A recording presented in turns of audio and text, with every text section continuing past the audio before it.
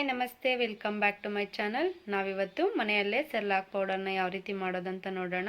ಇದಕ್ಕೆ 5 ಸ್ಪೂನ್ ಅಕ್ಕಿ, 2 table spoon ಹೆಸರುಬೇಳೆ, 2 ಟೇಬಲ್ ಸ್ಪೂನ್ ತೊಗರಿಬೇಳೆ, 1 ಟೇಬಲ್ ಸ್ಪೂನ್ ಹೆಸರು ಕಾಳು, 2 ಟೇಬಲ್ ಸ್ಪೂನ್ ಉದ್ದಿನಬೇಳೆ, 20 ಬಾದಾಮಿ, 2 ಟೇಬಲ್ ಸ್ಪೂನ್ ಕುಂಬಳಕಾಯಿ ಬೀಜ, 10 ರಿಂದ 15 ಪಿಸ್ತಾ.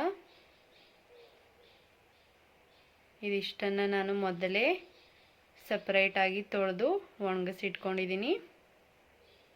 ಇದನ್ನು ಒಂದು ಬಾಣಲೆನ ಕಾಯಲಿಕ್ಕೆ ಇಟ್ಟು ಅದಕ್ಕೆ ಹಾಕಿ ಲೋ ಫ್ಲೇಮ್ನಲ್ಲಿ ಇದನ್ನು ನಿಧಾನವಾಗಿ ಹುರ್ಕೊಳ್ಬೇಕು.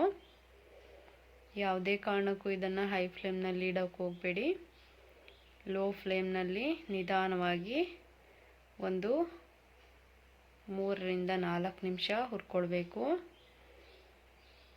ನೋಡಿ, ಈ ರೀತಿ ಆದರೆ ಸಾಕು. ಈಗ ಸ್ಟವನ್ನು ಆಫ್ ಮಾಡಿಕೊಂಡು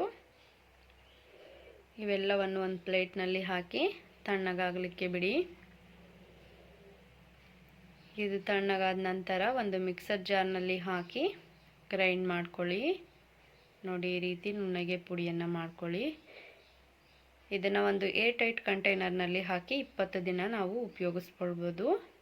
ಹಾಗೆ ಇದನ್ನು ಯಾವ ರೀತಿ ಮಾಡೋದಂದರೆ, 1 ವರ್ಷದೊಳಗಿನ ಮಕ್ಕಳಿಗೆ ಇದನ್ನು ನೀರಿನಲ್ಲಿ ಯಾವ ರೀತಿ ಸರಿನ ಮಾಡ್ತೀರಾ ನೀರು ಹಾಕಿ ಅದೇ ರೀತಿ ಮಾಡಬೇಕು.